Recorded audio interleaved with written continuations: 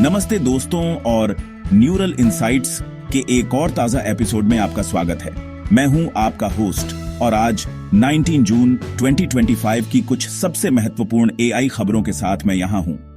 आज की खबरें टेक जगत में नई दिशाएं दिखा रही हैं। तो चलिए बिना देर किए शुरू करते हैं। हमारी आज की पहली बड़ी खबर आ रही है एप्पल की तरफ से। एप्पल अब जनरेटिव एआई का इस्तेमाल अपने कस्टम चिप्स के डिजाइन को और तेज करने के लिए कर रहा है।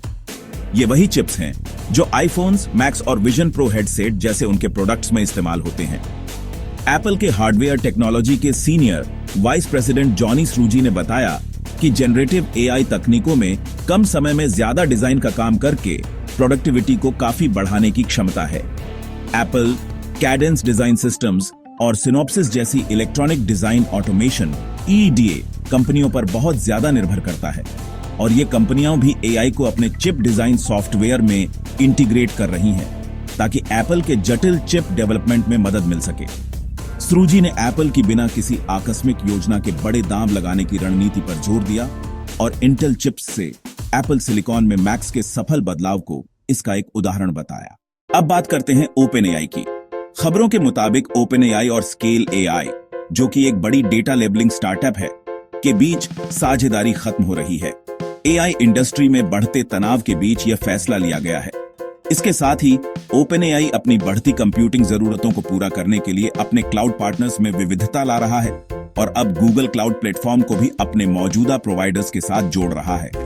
इतना ही नहीं, ओपन एआई माइक्रोसॉफ्ट के खिलाफ एंटी ट्रस्ट कानूनी कार्रवाई करने पर भी विचार कर रहा है, क्योंकि प्लेटफॉर्म कंट्रोल और सहयोग की गतिशीलता को लेकर दोनों कंपनियों के बीच तनाव बढ़ रहा है। एक रोमांचक खबर यह भी है कि ट्रिबेका स्टूडियोज ने ओपन एआई के साथ मिलकर एक AI integrated film project launch किया है, जो मनोरंजन में एआई के रचनात्मक अनुप्रयोगों को दिखाएगा। मेटा द्वारा स्केल एआई में अरबों डॉलर के निवेश के बाद गूगल, ओपन एआई और एलन मस्क की XAI ने स्केल एआई के साथ अपने प्रोजेक्ट्स को या तो रोक दिया है या उनमें कमी कर दी है। इसकी वजह डेटा प्राइवेसी और प्रतिस्पर्धी खुफिया जानकारी के उजागर होने की चिंता है। गूगल ने स्केल एआई के साथ कई प्रोजेक्ट्स रोक दिए हैं, जिनमें उसके जेमिनी एआई मॉडल को बेहतर बनाने के उद्देश्य से शुरू की गई पहल भी शामिल है। इन प्रोजेक्ट्स पर काम करने वाले ठेकेदारों ने अचानक काम रुकने और अनिश्चितता की शिकायत की है। ओपन एआई और XAI ने भी स्केल एआई के साथ कुछ सहयोग रोक दिए हैं, जो एआई इकोसिस्टम में बदलते गठबंधनों और प्रतिस्पर्धी तनाव को दर्शाता है।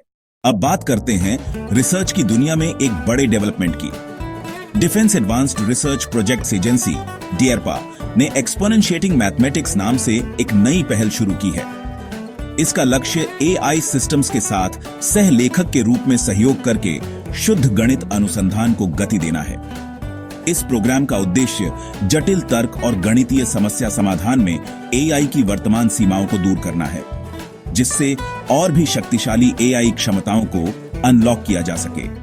इस पहल में शामिल गणितज्ञ और कंप्यूटर वैज्ञानिक पैट्रिक शाफ्टो ने जोर दिया कि एआई में गणितीय तर्क की चुनौतियों पर विजय प्राप्त करने से कहीं ज्यादा शक्तिशाली सिस्टम सामने आ सकते हैं, जिससे विज्ञान के कई क्षेत्रों को फायदा होगा। एआई का इस्तेमाल अब सेमीकंडक्टर चिप डिजाइन में तेजी से बढ़ रहा है, जिससे डेवलपमेंट साइकिल को छोटा किया जा सकता है और प्रोडक्टिविटी में सुधार हो सकता है।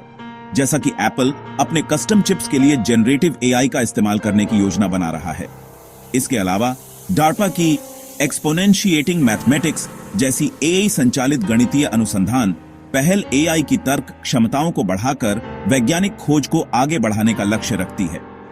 मनोरंजन में भी एआई का इंटीग्रेशन बढ़ रहा है। ओपन एआई, ट्रिबेका स्टूडियोज सहयोग जैसे प्रोजेक्ट रचनात्मक सीमाओं को आगे बढ़ा रहे हैं।